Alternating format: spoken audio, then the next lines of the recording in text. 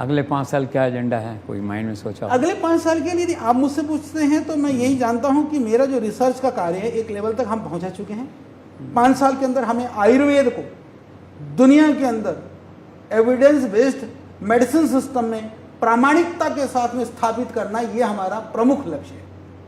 उसके लिए कितना भी हमको साइंटिस्टों को लगाना पड़े, कितना भी रिसर्च करना पड़े, कितनी भी ताकत लगानी पड़े, मैं पूरी तरह से केंद्रित होकर के एक ही कार्य के ऊपर फोकस्ड हूँ। और हमारे वैज्ञानिकों के ऊपर हमें बहुत गर्व है, जो हमारी जो टीम है पूरा रात दिन करके काम कर रही है, तो हम उस कार्य के लिए लगे हुए हैं। बाकी चीज़ें रही कि हाँ, भारतवर्ष को यदि मेरी दृष्टि में आप कहें तो अभी हम बहुत सारी चीज़ों में आत्मनिर्भर नहीं है देश।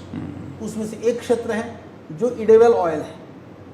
आज हम चाहे ऑयल पाम की भी बात करें तो भी उन कंट्रियों से आता है जिन कंट्रियों से फिर वो हमारे यहाँ देश के लिए हथियार और देश को विघटन के और गर्त में आतंकवाद के लिए वो कर रहे हैं। तो मजबूरी है कि देश का तेल वहाँ से आ रहा है, वो पैसा वहाँ जा रहा है।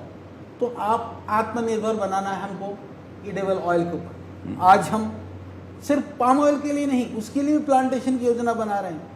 आज हम सोयाबीन हो, मूंगफली हो, सरसों का तेल हो, क्रॉप डाइवर्सिफिकेशन के ऊपर हम रिसर्च कर रहे हैं, काम कर रहे हैं। अलग अलग मॉडल के ऊपर हम रिसर्च कर रहे हैं। लोगों को पता नहीं है, आकर के तुम उठा करके मुंह उठा करके किसी के लिए भी कुछ बोल देता है कोई, मान लीजिए, हालांकि उसकी मानसिकता है, उसके संस्कार हैं, उनको तो हम वो नहीं कर सकते। परंतु आपको थोड़ा गहराई में जाएंगे तो आप देखेंगे हम लोग आज हमने 1 लाख से ज़्यादा किसानों को 19 स्टेट में आज हमने ऑर्गेनिक फार्मर ट्रेनिंग प्रोग्राम चला करके उनको अलग तरह के स्किल्ड दिया है।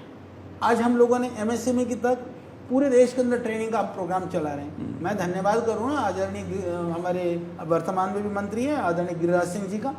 उन्होंने हमें पीछे NRLM का NRO बनाया संस्था को। NRO बनाने से हमें प्रशिक्षण देने के लिए एक रास्ता खुल गया।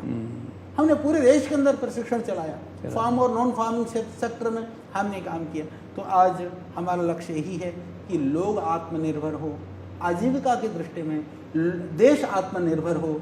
जो हम बाहर से जो इंपोर्ट करते हैं, हमारा इंपोर्ट कम हो, हमारा एक्सपोर्ट ज़्यादा हो। इस लक्ष्य पर भी हमको काम करना होगा, क्योंकि लोग व्यवसाय की दृष्टि से काम करते हैं, हम समाधान की दृष्टि से काम करते हैं। दृष्टि में यह फर्क है। लोग अपने लिए काम करते हैं, हम समाज के लिए सोच करके काम करते हैं। यह बेसिक फर्क है।